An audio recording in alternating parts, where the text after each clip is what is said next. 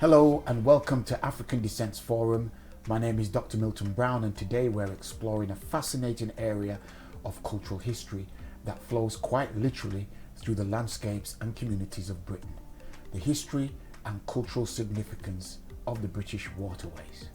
I'm joined by Professor Jodie Matthews of the Manchester Metropolitan University, a scholar whose work has fundamentally reshaped how we look at the picturesque waterways of Britain.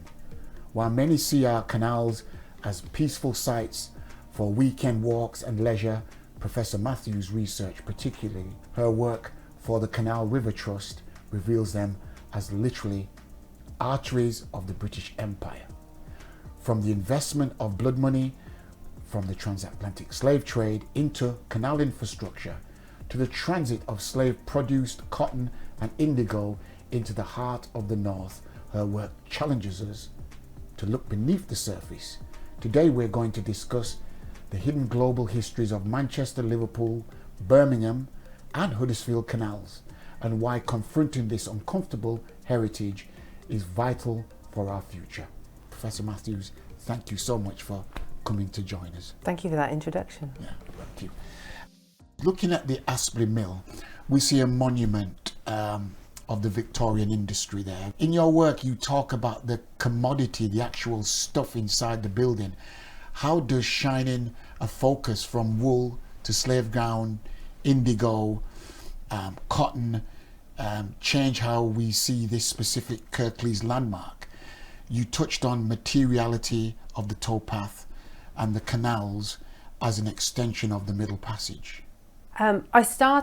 I've been researching the literature of the waterways, so I'm a literary scholar, using literature as a way of thinking about what people felt in the past, what was their preoccupation in the past, but also how do we use literature to encounter what I'm looking at now, these uncomfortable histories.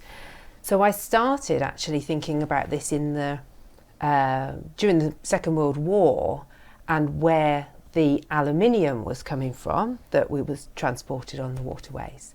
And that connected with a longer interest I've had in this connection between the canals as an integral part of our national story and of our industrial history, and how that is always connected to our histories of empire, colonialism and enslavement. So that's how I started looking at it. And I'm interested in reading archival documents, reading literature, and reading the space of the canal that we find ourselves in the 21st century. But a lot of the time you've got to read off the page. You've got to read beyond the stories that we're used to telling about the canal and industry in Huddersfield in particular. When I first moved to Huddersfield, you can tell from my accent, I'm not from Huddersfield. When I first moved here and was sort of talking about these issues, people explicitly said, oh no, West Yorkshire, it's all wool. It was just a woolen trade. We're not implicated in that history. And that's always caught at me. And I've been looking at that sort of ever since, really. Well, just before we go into the water itself, wool and cotton. Yes. What's the difference between the two? One wasn't involved and the other one was. Yeah, so very literally, in England, we've got a long history of woolen textiles around the country. It's quite a complicated history about how that moves up north, because to start with, that the main money around the woolen trade happened further south. But we do develop this woolen trade in West Yorkshire in particular, as the Lancashire cotton textile industry really took off. And of course that is using a commodity produced by enslaved people, shipped through Liverpool into Cottonopolis, Manchester, of the late 18th and into the 19th. Cottonopolis, yeah, that's what it was called. Okay. So they produced so much cotton textiles that it was called Cottonopolis. And Bradford actually was called Worstedopolis because they produced so much worsted. So as that industry really took off, there were people in West Yorkshire who converted from the woolen trade to cotton mills. So there were 4 or 5 cotton mills in Huddersfield, but we've got much broader impacts. And I take this phrase from the historian Joseph Inekori, and who's written a vast amount about the labour of African people in Africa and enslaved in the Americas, and that impact on our industrial revolution in Britain. So that takes off the cotton trade and the cotton industry. So we have some people directly go into the cotton trade in Huddersfield, but then you've got broader linkage effects. This is this term from Inekori. I want to really communicate the fact that the entire economy at this time is touched by enslavement. So cotton can't be grown in Britain. It's been imported from around in the end of the 18th century. It's imported from all sorts of places, including India and the Mediterranean. Places like Cyprus produced cotton. But Liverpool is primed, partly because of the canals, the excellent connections with its hinterland. It's primed to make the most of the cotton trade, first of all in the Caribbean, and then in places like Carolina, when it takes off in America. So the cotton that's imported is largely, by the 1790s, it's largely being produced, and certainly into the 19th century, being produced by enslaved people in the Americas. As the trade in people from Africa was really taking off, there were woolen textiles exported from England to Africa and were being traded for people. So that is part of the implication of the woolen trade.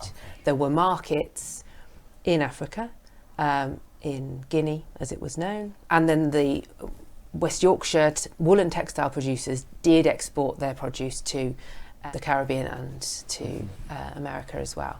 So the wool trade itself is implicated, the entire economy is, but literally the wool trade is, but then the cotton is also involved. As the Lancashire cotton trade takes off, all sorts of techniques and machinery are being then used in the woolen trade. We get lots of hybrid textiles as well. So in Bradford, known for the worsted industry, that uses cotton. Yeah, you've got a particular kind of fabric that was started in Todmorden, and that used cotton. So you've got a combination of wool and cotton in some of these fabrics as well. You also touch on the Atlantic arteries, the connectivity.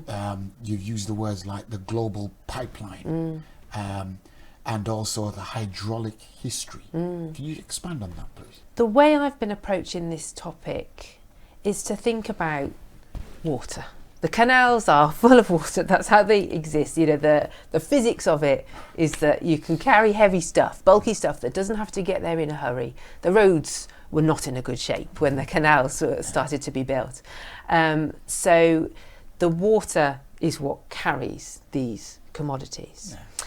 But once we start tracing the history of those commodities, whose hands produced those commodities, both in the Americas and then the white working class people in Huddersfield and the rest of the region in the 18th and 19th centuries. Once we start thinking about that water actually transporting these commodities inland, you can think, well, where did that canal lead to? To the port and then to the Atlantic. So I'm thinking about the way these canals bring the Atlantic inland. Did the canals make the Caribbean closer to say Huddersfield than say London or even Leeds?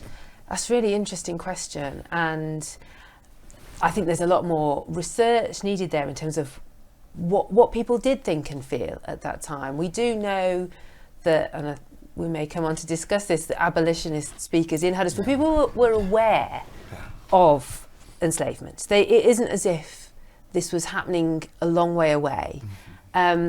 What historians have started to make really explicit is that you didn't have to be literally in touch with the violence of enslavement in the Americas or the violence of plantation economies to be in touch with that system of enslavement and the violence by which these commodities made their way inland eventually. And I think to think about the water as a method of communication, we can use it to communicate, to be in touch with the past, but we can also think geographically the ways in which it makes the world smaller. It's interesting now because we're touching on the resistance, because Huddersfield's been a very proud town for its resistance on the abolition of the slave trade, the Luddite movement. Tell us a bit more about the resistance. Frederick Douglass, Moses Roper, they all stood there. Was there a clash between the physical cargo on the boats and the radical ideas being preached on the towpaths? It's really interesting. I mean, you mentioned Richard Oster, people involved in the 10 Hours Bill and, you know, campaigning for the rights of workers in the mills and more broadly in industry across the north. They were deliberate in using the language of abolition. And there's a lot of debate about that. I find that a bit of a problem, I have to say. You know, when I see, it was such a modern, inventive campaign for abolition, so many different branches of it. You can't talk about the abolition campaign because, of course, there's so many elements to it. There's debate and discussion within it. How should formerly enslaved people represent themselves on stage? They're debating with each other about is it acceptable to show one's scars? Should one just be representing one's intellect rather than one's body? You know, then of course we've got the troubled history of that, where everybody remembers the white saviours who were part of, That's you know, right. Wilberforce. Yeah. But of course it's a huge campaign. So I think it's a history that we're still revisiting and reframing. There's debate about the way in which campaigners for workers' rights here were using the language of abolition, saw what a successful campaign that was. So that's one part of it. Across the country, there's a huge amount of hypocrisy. There are people who are... How unusual. There are people who, on the one hand, are saying very specifically, enslavement has to end.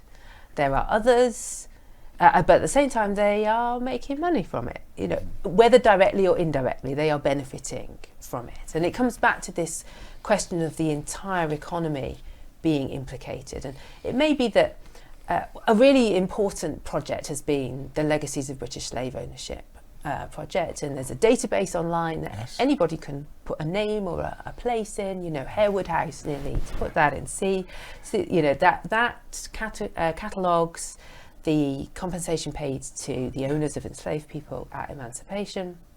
There is a lot of hypocrisy. I think there is a tension, as you're pointing to, between the campaigns for abolition. It's really amazing to see, to sort of map where these abolitionist speakers went to. You know, the fact that I look at the list of where Moses Roper, there is Salandai Nook, you know, he's up at Sally speaking, and what would that have been like for people who lived in the area at the time? It's amazing. Well, when I was researching on this, I think about Frederick Douglass, Moses Roper, and he's showing his the harm, you know, his scars and everything else. And I have to say, I feel very uncomfortable with everything at the moment. I'm trying to work out my personal view with my my historian hat on, and also how do you share this with the broader public of Huddersfield and people of African descent? How are they going to react? I think that the word descendant is really important, because one thing when I'm talking to other white people about these histories, white people are descendants of somebody. Absolutely. And those people might have been working in the mills, working in the textile industry. They have benefited. They might have been the people who were directly benefiting from enslavement. So I think when we talk about descendant communities, and this is something that Hannah Cusworth, who's worked with me on some of this research, really prompted me to think about, was what do we mean when we say descendants? You've got the African descent communities and their relationship to it. And in terms of things like language, referring to enslaved people rather than slaves. You know, that is not just who you are. This is something that happened to people. That's I always try and take my lead from African descendant historians on this. It's interesting because I always use enslavement. Once I understood what it actually meant, the slavery and enslavement. But you talk about descendants. What about the descendants of those white children who was chained to the machinery? Right, yeah. So you see what I mean? There's descendants from, in terms of its benefits. But there's also descendants who went through the horrible experience of being enslaved.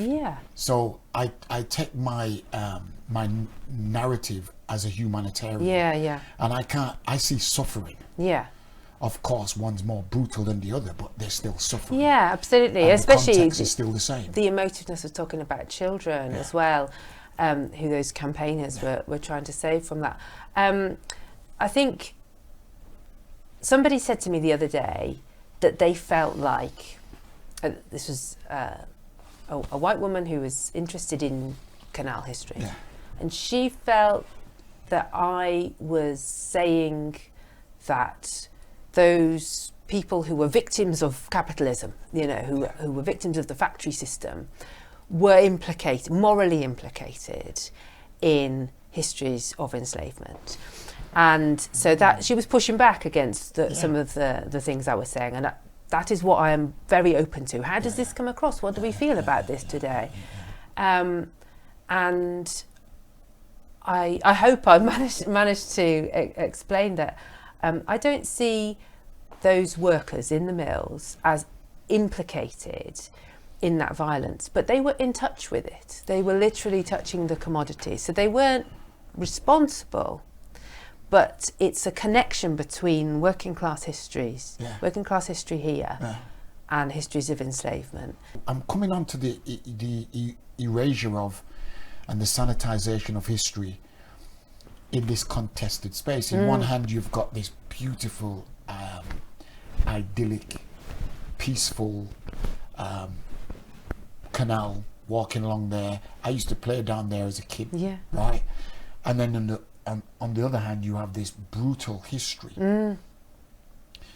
How do you pull those two together? And what is the community saying about this? You mentioned the woman earlier on, but have you put it out there to people of African descent, say Leeds or Bradford? Leeds, Bradford, Manchester or Liverpool. How do they feel about this? Because it's not been talked about enough. It's never one answer. I get as many answers as I get people I ask. Of course there are people who certainly don't want a white academic to be doing this work, and I always hope to work in partnership and really think about my positionality. I also think white people should be doing the labour of understanding this and communicating with other white people about this history so that it isn't hidden. There are black folk who've said there's too much focus on this history of enslavement, and we need to be thinking about celebrating achievement and not moving beyond, of course, but that there's too much focus on that history. And that there's a danger of returning to old stereotypes, perpetuating stereotypes about victimhood and focusing on pain rather than on achievement and celebration. There are many other people who've said this is so important, I've never thought about this before.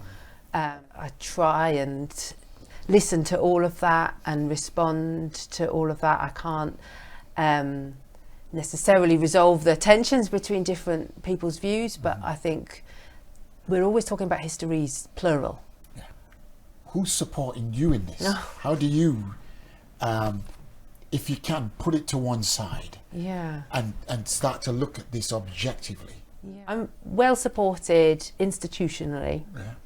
There are lots of ethical processes that I have a responsibility to go through, but then that means other people are responsible for me as well. And I think for me it matters. So it's work that I want to do, that I feel I need to do as well. Just can you share with us about the sanitization of this history? Because we're always bigging up how the Industrial Revolution and what we did as engineers in this country, etc., etc. Why do you feel that this particular history has taken so long to come to the surface?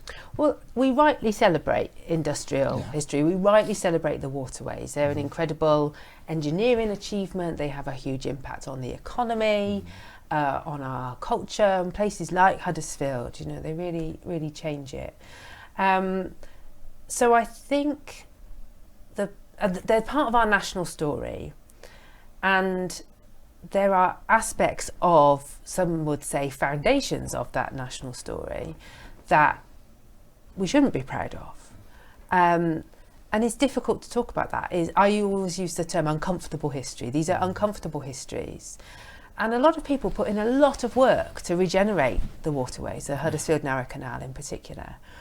And rightly, we celebrate that industrial history and that more recent labour that's gone into bringing that about. But then I think that we can crowd out the other histories. So my bigger picture is that I want to rethink the canal space and think about which stories are we not telling. Why has it been erased? Because certain voices in history have been dominant for too long. Okay, so your current research now, what's the background of the current research you're doing?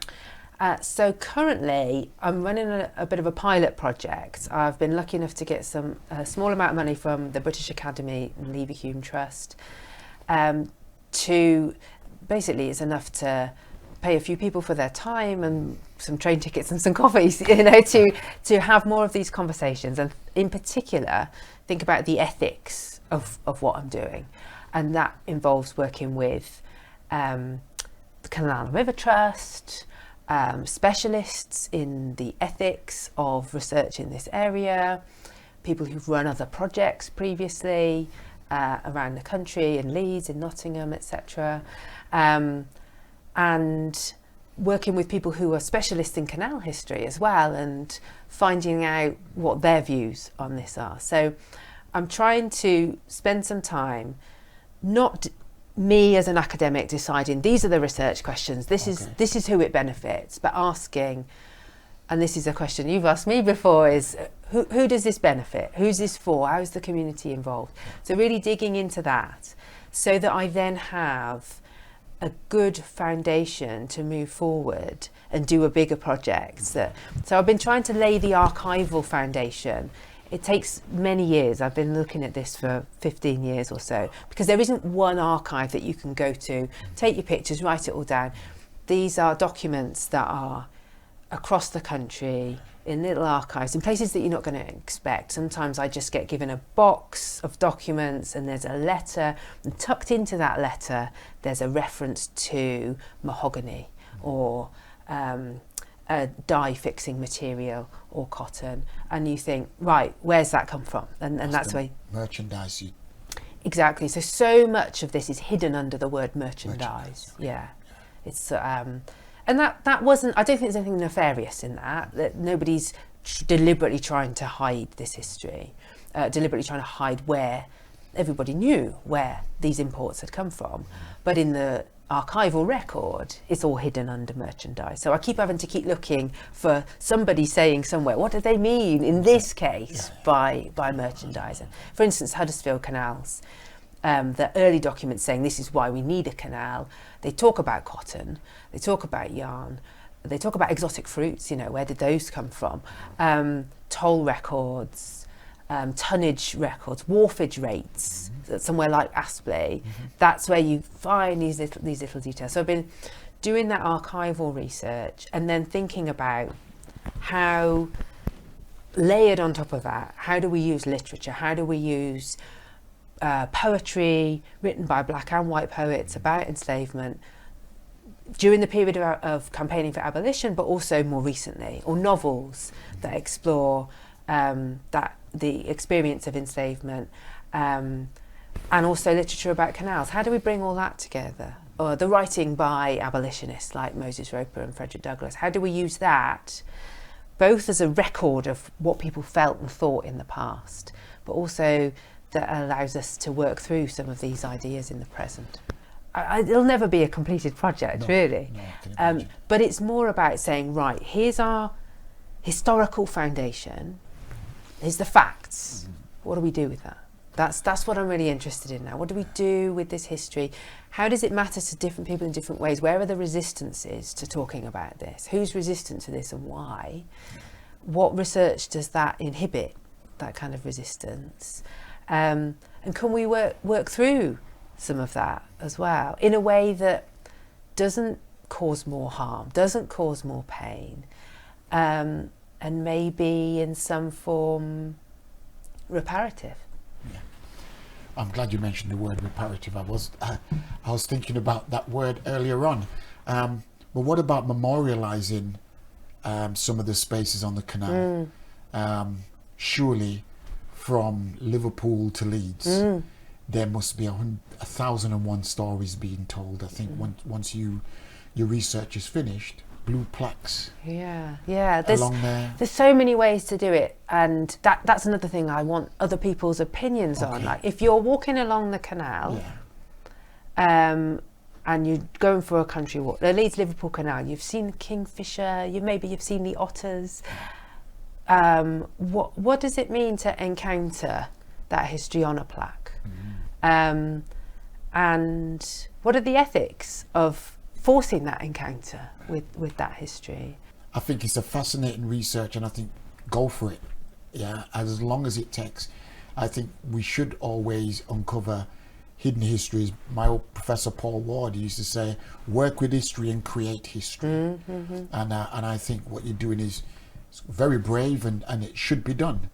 But how people are going to react, we'll never know. Well, I'm finding out day by day how people react to it. I think the live encounter is important. Actually, in that moment, in a way that you've really thought through with a group of people, to have these conversations. So there is lots of different work being done. I'm really interested in what happens when you have these conversations in the canal space, in that moment, and are able to check in with people. How are you feeling about this? What support have we got to make sure people are okay talking about this? Sadly, we've come to the end, but I definitely would love for you to come back in 3 or 4 months' time to see where we are with this research. And I'm very interested in Huddersfield going out to Liverpool, not necessarily perhaps, my story would be tracking from, let's say, Aspley Wharf there, or the basin they called it, didn't they? Going out to Liverpool, finding out going back out that way, what was happening, as opposed to coming in, as opposed to coming from Liverpool here. I'd like to see the journey out, because that's just as important as well. But I just want to say a huge thank you to your time coming here this morning and spending with us. It's an absolute pleasure, and if anybody watching has got ideas about this, I'm easy to find. Jodie Matthews at Manchester Met, send me an email, let me know. Thanks, Jodie. Thank you. So your work reminds us that history isn't just in books, it's under our feet and in our waterways, most definitely. For those interested in digging deeper, I highly recommend Professor Jodie Matthews' latest book, The British Industrial Canal, which explores these networks from the 18th century right through to the present day. Thanks for tuning in to the African Descent Forum. I'm Dr. Milton Brown, and as always, we invite you to continue exploring the histories, cultures, and conversations that shaped our understanding of the past and present. Until next time, take care.